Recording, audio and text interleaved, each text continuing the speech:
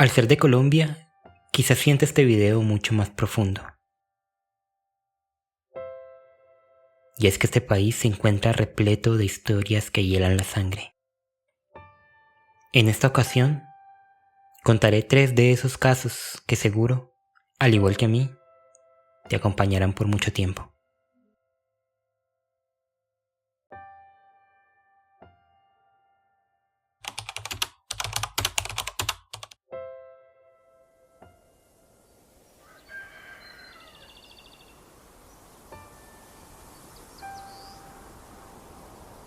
Hay crímenes que estremecen a un país por su brutalidad, como el asesinato de los hermanos Torres, 3 pequeños cuyos cuerpos fueron hallados en una fosa común en el municipio de Arauca.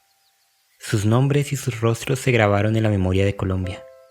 Pero, ¿y si te dijera que 12 días antes de aquel macabro hallazgo, el destino ya había puesto una señal de alerta? El principal sospechoso del asesinato de 3 niños en Tame, en Arauca, y de la violación de 2 niñas es un subteniente del ejército, no un soldado raso. Esta es la historia de una niña de 13 años, la primera víctima de Raúl Muñoz Linares, la que sobrevivió para contar el horror, pero cuyo grito de auxilio se perdió en el laberinto de la burocracia y la indiferencia.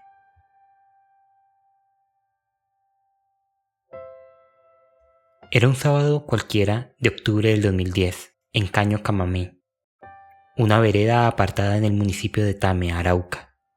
Una familia campesina se preparaba para un día de obligaciones. La madre, una mujer de 44 años, líder en su comunidad, debía viajar a una vereda cercana llamada Flor Amarillo. Su esposo, por otro lado, tenía que ir a Tame. Como tantas otras veces, confiaron el hogar a su hija mayor, una niña de apenas 13 años, acostumbrada a cuidar a sus hermanitos. Un bebé de 2 años, otro de 3 y uno de 9. Para ella era un día más de responsabilidad. No sabía que horas más tarde el infierno llamaría a su puerta. El silencio de la tarde se vio interrumpido por unas pisadas pesadas. Un hombre uniformado, con un fusil colgado al hombro, se acercó a la vivienda. Era el subteniente Raúl Muñoz Linares, un hombre que, en teoría, pertenecía a las fuerzas que debían proteger a esa población del conflicto que asolaba la región. La niña abrió la puerta. El hombre, con la excusa de pedir unas gallinas, traspasó el umbral. Entró en la cocina. El olor a leña y a comida se mezcló de repente con el frío del metal de su arma. Lo que ocurrió después fue un acto de depredación pura. No hubo piedad. Linares obligó a salir a la pequeña de su casa y la internó en la espesura del monte. Allí le tapó los ojos para robarle también el último vestigio de dignidad, la mirada. La golpeó, la sometió y abusó de ella. Tras concluir su terrible acto, y como si fuera un macabro ritual, la forzó a orinar y a bañarse en un pozo cercano, intentando borrar las pruebas de su crueldad. Luego, la soltó. La niña, rota, regresó a su casa a esperar. Al llegar la noche, la madre regresó. Encontró a su hija nerviosa, con la mirada perdida. El relato que brotó de sus labios fue como un cuchillo helado. Un soldado me violó, fue el eco que retumbó en esa humilde vivienda. El padre, mudo de impotencia, solo podía cerrar los ojos. Esa noche, madre e hija durmieron abrazadas, con la ropa interior de la niña guardada en una bolsa, como la prueba de un crimen que no debía quedar impune. La lluvia golpeaba el techo de zinc, pero no lograba apagar el sonido de su propio miedo. Al día siguiente, la madre salió a buscar justicia. Lo primero que encontró fue un pelotón del ejército. Con la esperanza de que la institución corrigiera sus propias filas, les contó lo sucedido. El superior irá a su casa, le dijeron. Las horas pasaron. El sol llegó a su punto más alto y comenzó a declinar. Nadie llegó. Nadie. Sin tiempo que perder, tomó a su hija de la mano y abordó un bus rumbo a Tame. Usaron una artimaña piadosa, el asma de su niña. En la sala de urgencias del hospital al fin pudieron hablar. Dijeron la verdad, y por fin alguien las escuchó. Le practicaron los exámenes forenses y las orientaron para poner la denuncia. Parecía que la maquinaria de la justicia comenzaba a andar. Pero el optimismo duró poco. Al día siguiente, en la personería, mientras la madre fue a buscar un papel que le exigían, la oficina cerró sus puertas. Mucho tiempo después, frente al micrófono de un periodista, la mujer recordaría: sabían de qué se trataba, y aún así cerraron. Le aconsejaron no ir al batallón Rafael Navas Pardo. Con la denuncia en la policía es suficiente, le dijeron. Era como si sutilmente le cerraran todas las puertas. Sintió miedo, un miedo atroz, no por ella, sino por su hija.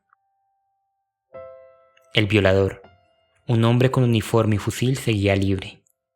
Por eso, tomó la decisión más dolorosa que una madre puede tomar. Regresó a la vereda, pero dejó a su hija en Tame, a salvo, o al menos eso creía.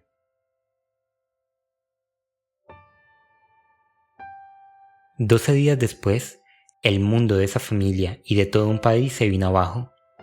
A solo unos kilómetros, en una fosa común aparecieron los cuerpos sin vida de 3 niños. Eran los hermanos Torres, los hijos de Álvaro Torres, el vecino. Los mismos 3 pequeños que, quizás, alguna vez jugaron con los hermanos de aquella niña. La noticia cayó como una losa sobre la madre. Las autoridades identificaron al asesino, Raúl Muñoz Linares. El mismo uniformado, el mismo depredador. La niña de 13 años había sido su primera víctima conocida. Un tiro de advertencia que el Estado ignoró. La pregunta se clavó como una espina en su corazón. La madre de la primera víctima declaró: ¿qué sentí? Odio, rencor, ira, tristeza. ¿Por qué nadie hizo nada cuando lo denuncié? Si tan solo aquella puerta de la personería no se hubiera cerrado, si tan solo el superior del pelotón hubiera ido a la casa, quizás, solo quizás, esos 3 niños aún estarían vivos. La mujer, cuyo hermano también había sido víctima de la guerrilla, ahora veía cómo el otro brazo de la violencia en Colombia, el que se supone la protege, había destrozado a su hija y asesinado a sus vecinos. El dolor no terminó con la captura. Durante las audiencias contra Muñoz Linares, la defensa, en un intento desesperado por manchar a la víctima, insinuó que la niña de 13 años y el subteniente habían sido novios. Una brutalidad, una mentira que buscaba justificar lo injustificable. Como si el dolor no fuera suficiente, sentencia la madre.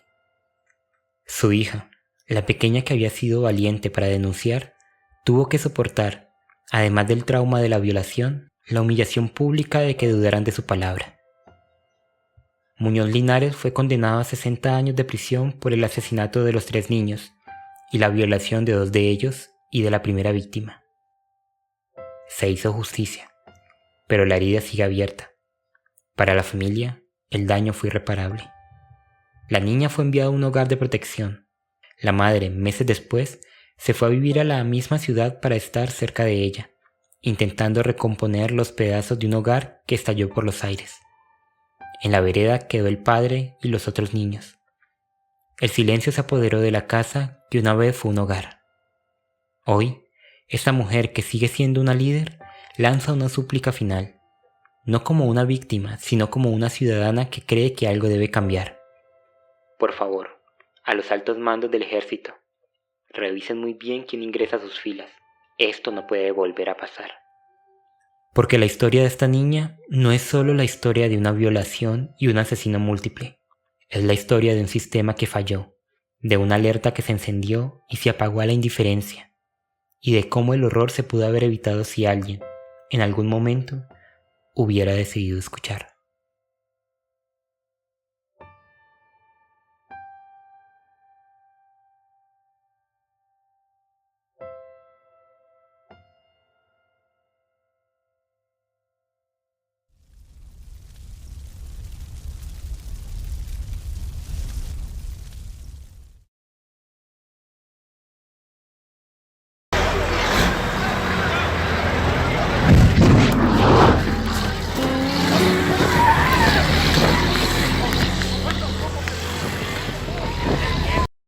El 6 de julio del 2020, en plena crisis de la pandemia de H1N1, mientras el mundo se detenía, un infierno se desataba en el kilómetro 48 de la vía que conecta Barranquilla con Santa Marta. Una explosión, un hongo de fuego y decenas de personas corriendo, envueltas en llama, en un paisaje dantesco junto a la carretera. El saldo inicial fue de 7 muertos. Semanas después, la cifra ascendió a 45. Pero hay un número que ninguna estadística puede medir: el de las almas que, aunque sobrevivieron, quedaron atrapadas para siempre en ese instante de fuego. Esta es la historia de cómo la codicia, la desesperación y la negligencia se convirtieron en una bomba de tiempo, y el testimonio del único hombre que intentó evitar la tragedia.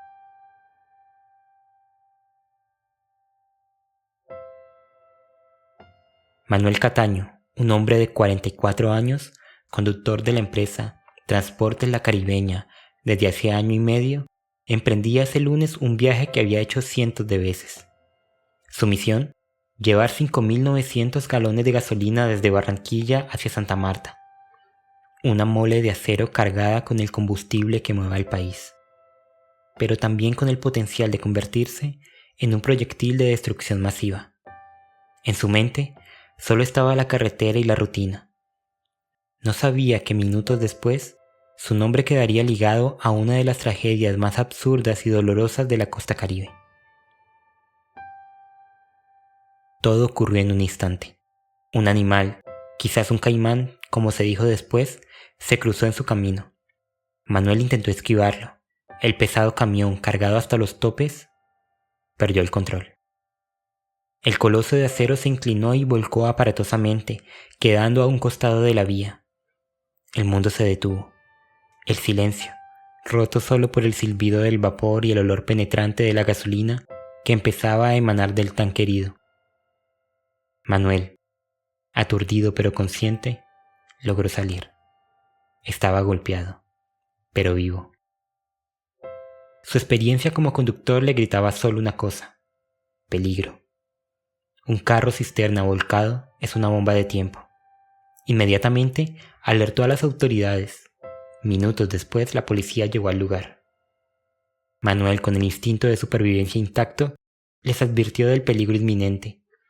Pero lo que sucedió después fue una coreografía macabra de la desesperación humana. Como si una plaga de langostas hubiera olido el tesoro derramado, la gente del corregimiento de Taza Ajena comenzó a llegar. En moto, en bicicleta, a pie, con galones y con cualquier recipiente que pudieran encontrar. Llegaban a robar el combustible.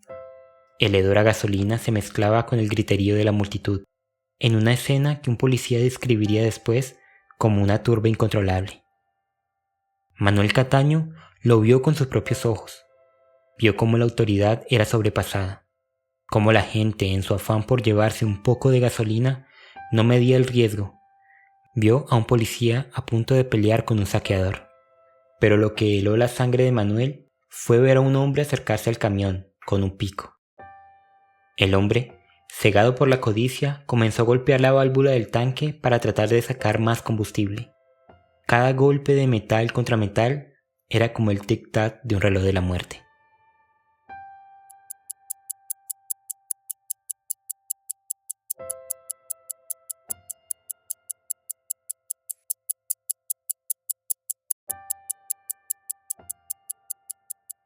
Y entonces ocurrió.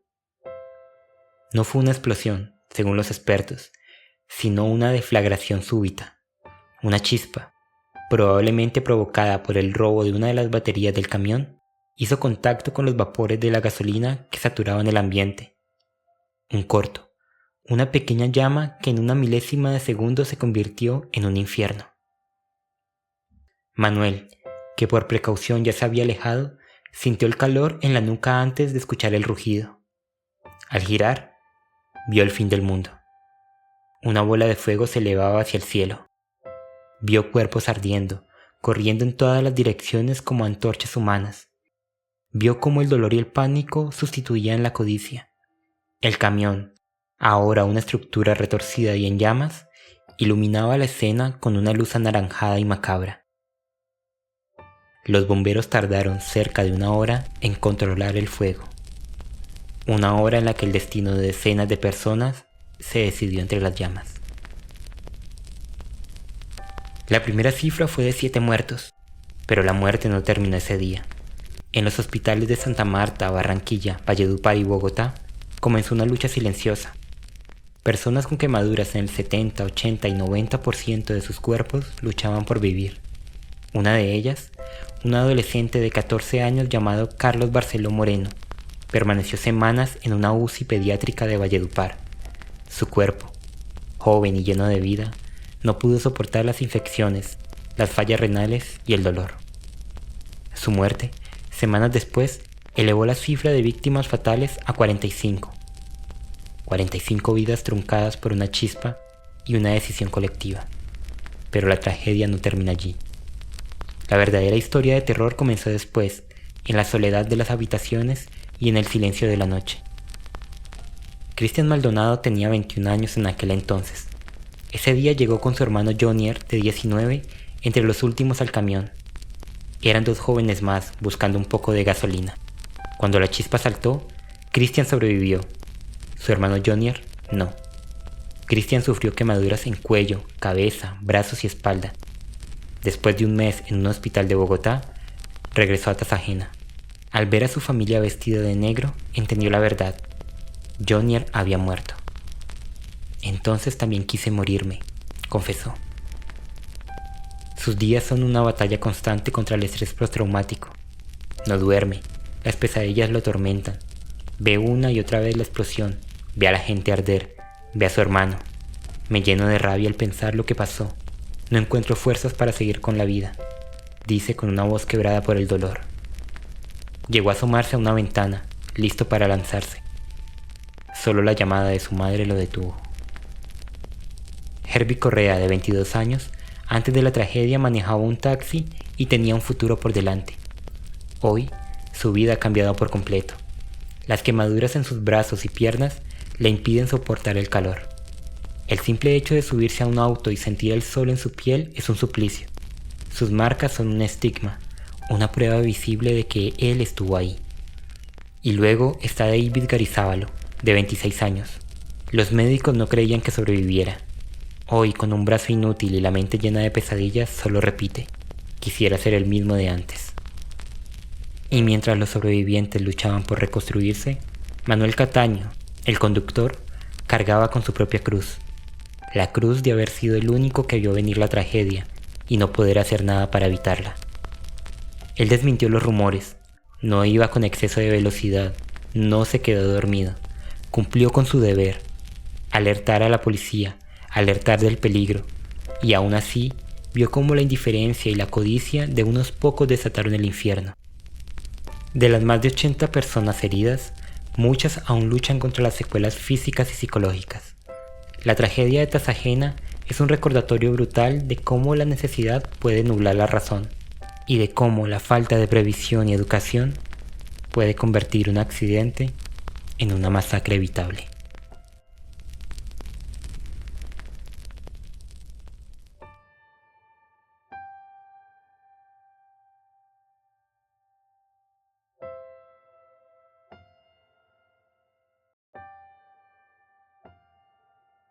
Barrancabermeja, la capital petrolera de Colombia, una ciudad de 2.500 almas, dueña del 60% de la riqueza energética del país, suscitada por las chimeneas de Ecopetrol y cruzada por el río Magdalena. Pero bajo el rugido de la industria y el bullicio de sus calles, se tejía una sombra. Un cerco de muerte que se estrechaba lentamente, con la precisión de una operación militar. Y precisamente eso es lo que era. Lo que ocurrió la noche del 16 de mayo no fue un ataque sorpresa. Fue una ejecución planeada desde los despachos oficiales, con la complicidad de quienes juraron proteger a la población. Durante años lo negaron. Hoy, más de 27 años después, los propios militares han roto el pacto de silencio. Esta es la historia de cómo el Estado entregó Barrancabermeja. Para entender el horror del 16 de mayo, hay que entender qué significa Barrancabermeja en el mapa de la guerra. no era solo petróleo, era el corazón del Magdalena Medio, una región disputada a sangre y fuego por guerrillas, paramilitares y fuerza pública. La ciudad era considerada un bastión de las guerrillas del ELN y las FARC. Sus barrios populares, como la Comuna 7, era el caldo de cultivo de organizaciones cívicas y sindicales poderosas, como la Unión Sindical Obrera USO, un gigante que había puesto en jaque a los gobiernos de turno.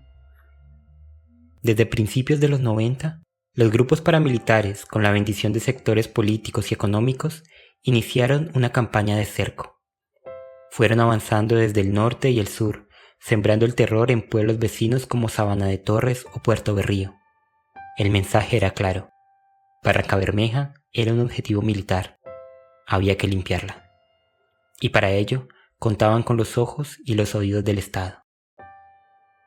Semana antes del ataque, el DAS, el Departamento de Seguridad del Estado, emitió 2 informes urgentes. Advertían de una masacre inminente en la ciudad. Los comandantes militares de la 5ª Brigada y del Batallón de Artillería Nueva Granada fueron alertados. Pero como veremos, no solo ignoraron las advertencias, las usaron para ajustar los últimos detalles de la operación.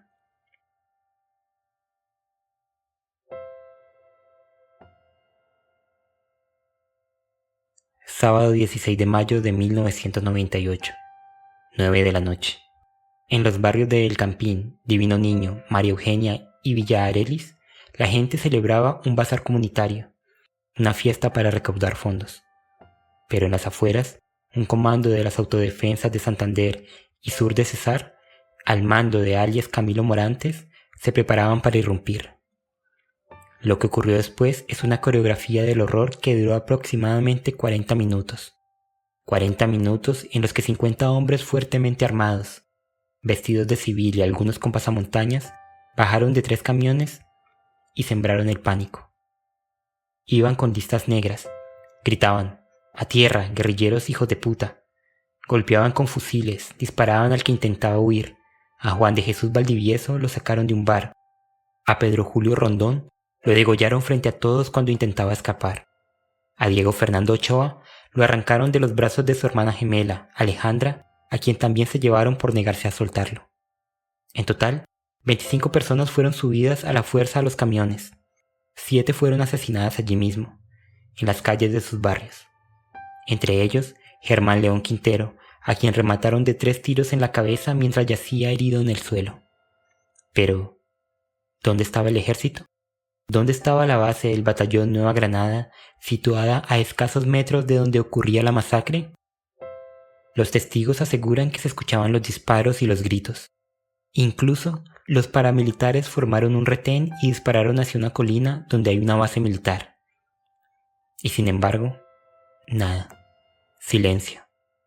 Las unidades que debían patrullar la zona habían recibido, horas antes, una orden inexplicable: replegarse al cuartel. El puesto de control en la Y, la entrada a los barrios, fue levantado justo antes de que llegaran los camiones de la guerrilla. El Estado había abierto la puerta de par en par.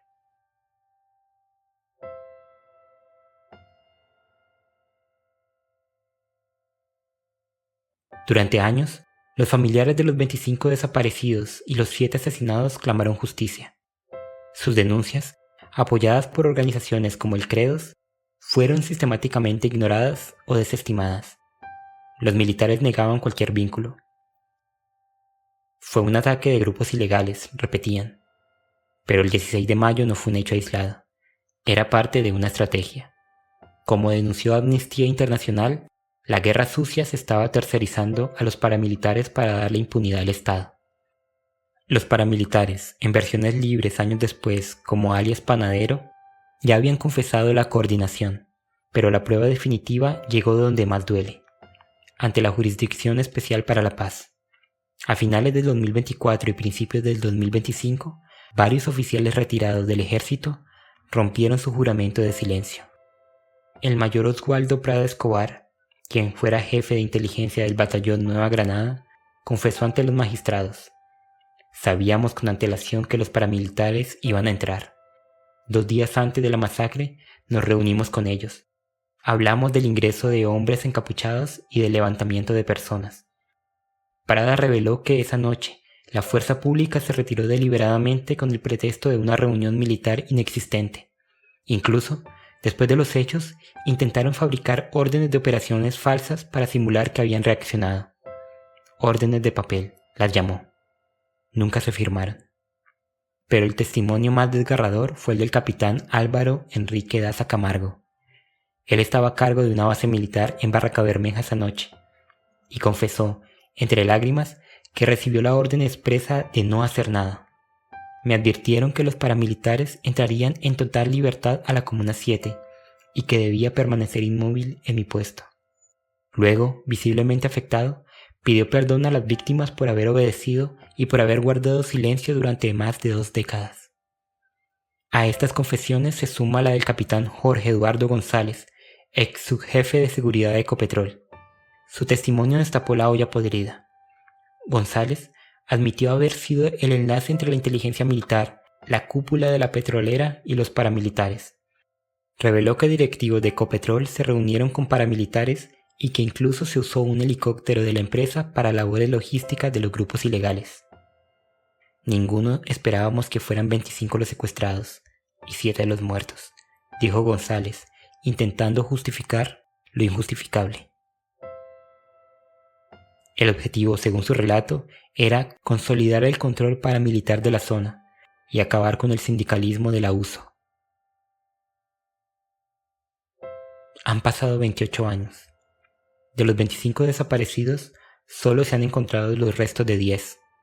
15 familias aún ignoran dónde están los cuerpos de sus seres queridos. Jaime Peña, cuyo hijo Jaime Yesid, un joven artista de 17 años, fue secuestrado y desaparecido esa noche. Se convirtió en el rostro de la lucha incansable. Él lidera el colectivo 16 de mayo. Ha declarado: no estamos esperando un cheque de 1.000 millones de pesos. Queremos saber quién de la fuerza pública estuvo involucrado. Queremos la verdad completa. Las confesiones ante la JEP son un paso histórico. Por primera vez, la verdad sale de la boca de los propios perpetradores con uniforme. Pero la justicia aún es esquiva. Muchos de los oficiales confesos han sido aceptados en la JEP y la mayoría de los altos mandos de entonces siguen sin ser judicializados. La pregunta que flota sobre el río Magdalena, el mismo donde se cree que fueron arrojados muchos cuerpos, es la misma que se hacen las familias cada 16 de mayo. ¿Por qué? ¿Por qué nos entregaron?